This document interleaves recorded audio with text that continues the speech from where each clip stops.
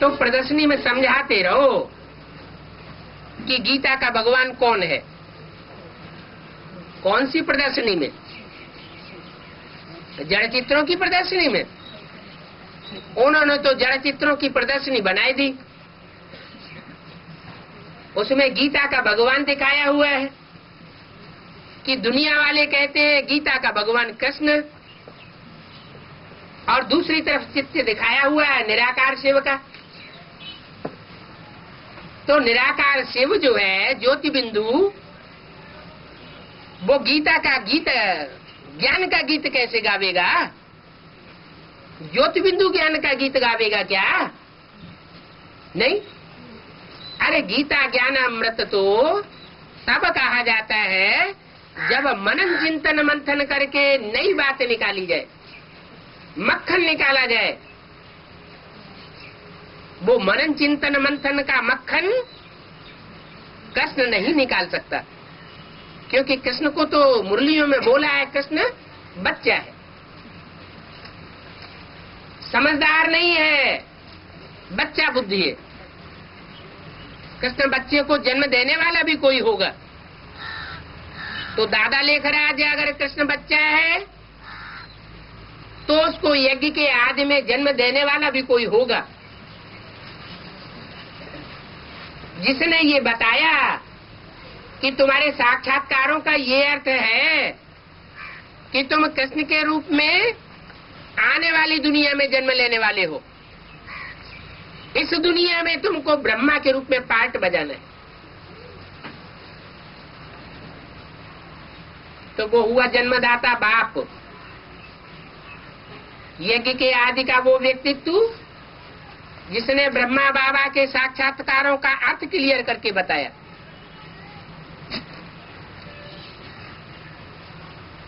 वही भागीदार बाप यज्ञ के आदि में शरीर छोड़ने के बाद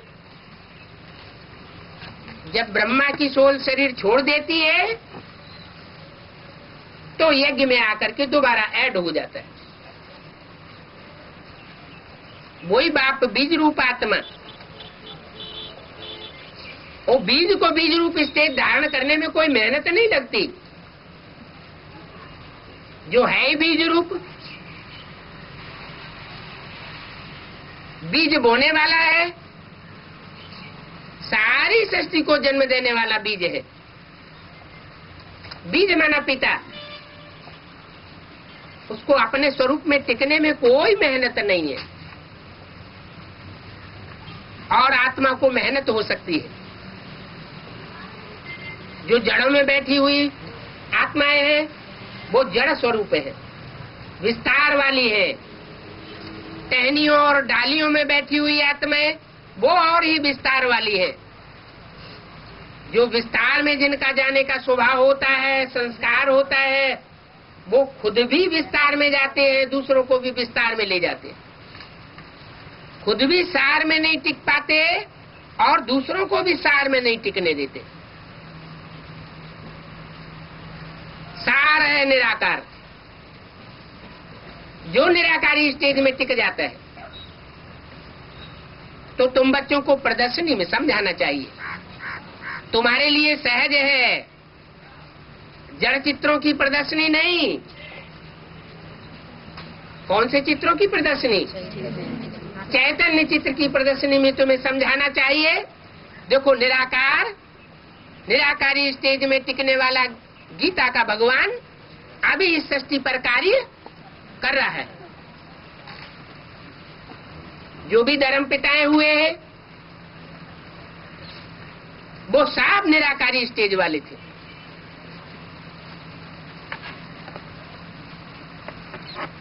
उन बापों का भी बाप, सब धर्म पिताओं का भी बाप, वो तो कितनी निराकारी स्टेज वाला होगा। उस निराकारी स्टेज वाले बाप को प्रत्यक्ष करना निराकारी स्टेज वाले बच्चों का ही काम है। ऐसे बच्चे जिन्होंने श्रीमत को फॉलो किया है।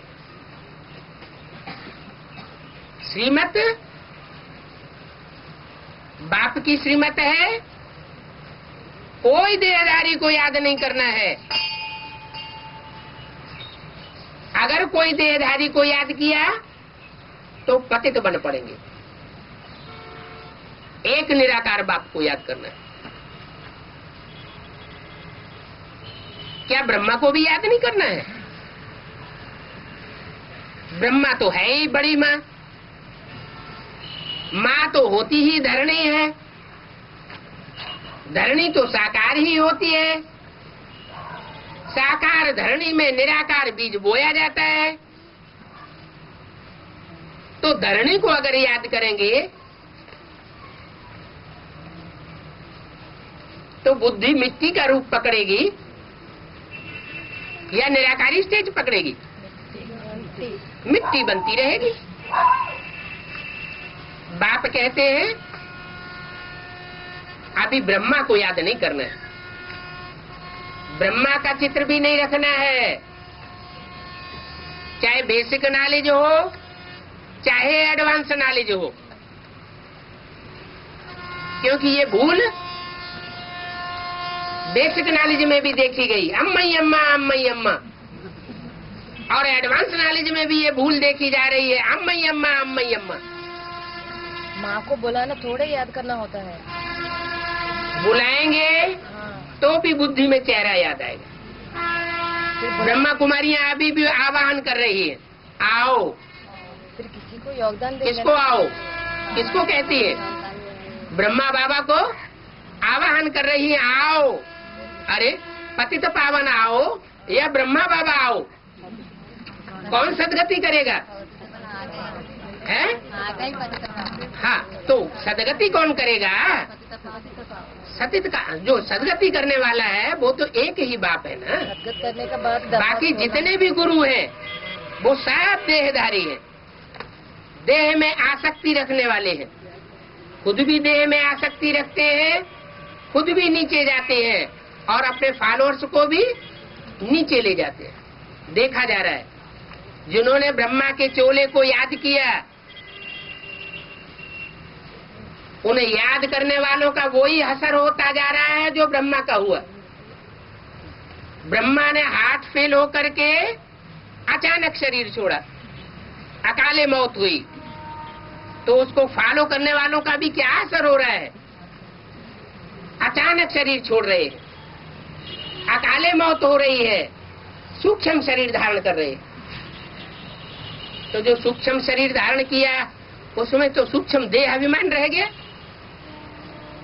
अपना शरीर भी नहीं है जिससे हम पुरुषार्थ कर सके। तो बाप कहते हैं कोई को याद नहीं करना है, एक को याद करना है और एक से ही सदगति होनी है। जिस एक से सदगति होनी है वो है गीता का भगवान।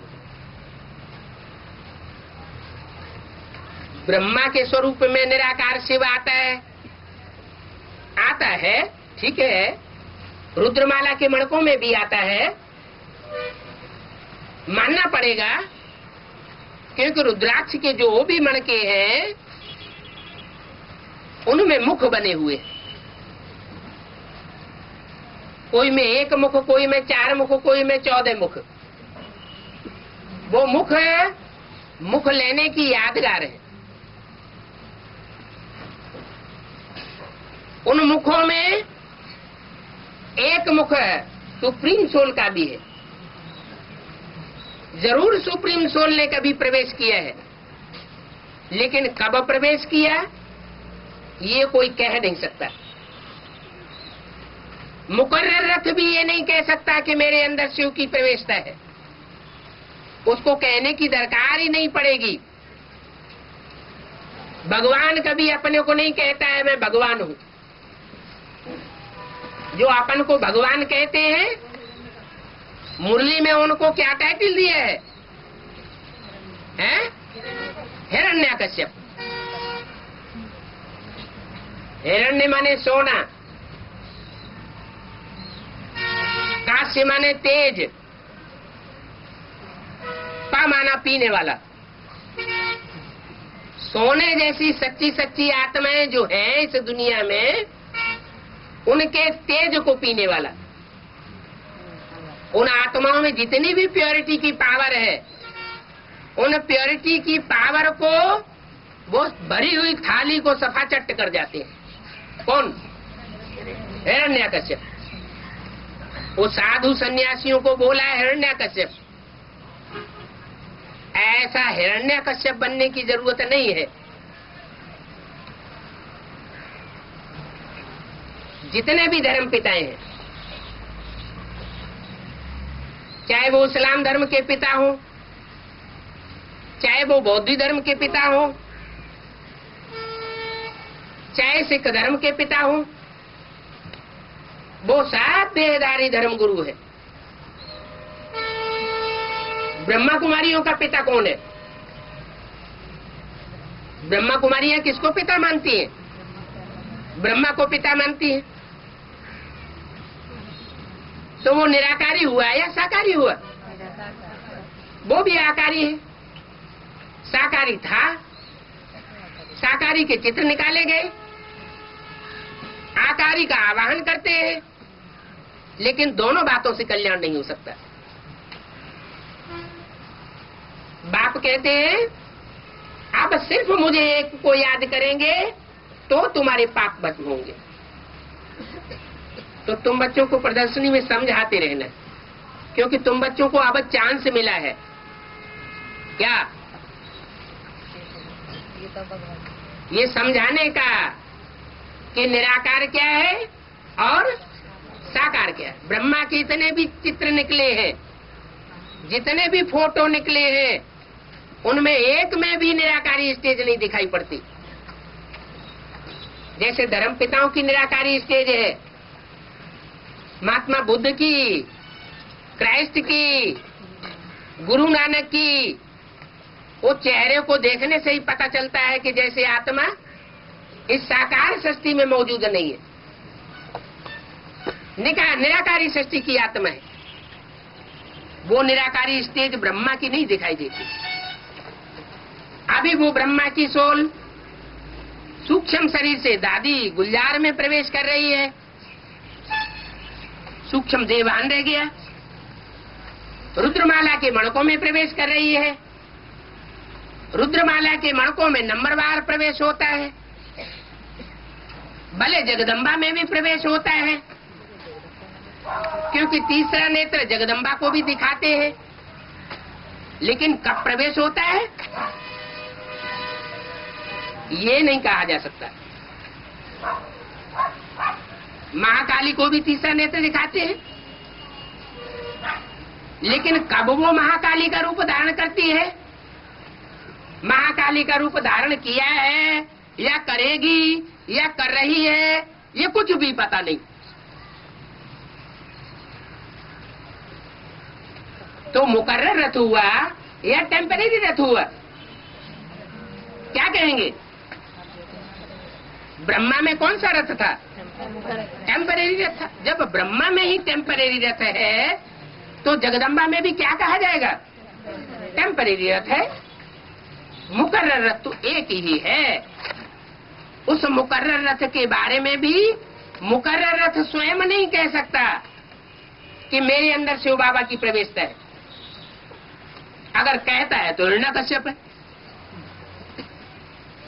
क्या कैसी आत्मा है?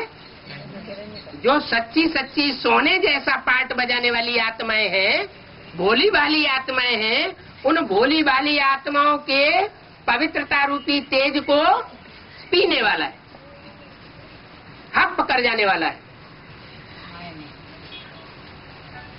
तो सत्यानाशी हुआ या कल्याणकारी हुआ? फिर तो सत्यानाशी हो जाए। बाप कहते हैं मैं तो विश्व कल्याणकारी बन करके आता हूँ। जिस तन में आता हूँ उसको भी टाइटल मिल जाता है। कौन सा? हर हर महादेव शंभो काशी विश्वनाथ गंगे। विश्वनाथ का टाइटल ही नहीं मिलता है, प्रैक्टिकल में भी सारे विश्व का नाथ बन करके रहता है। तो अभी ये बात बताई कि प्रदर्शनी में समझाना है और दूसरों को भी सिखाना है कि गीता का भगवान कौन है।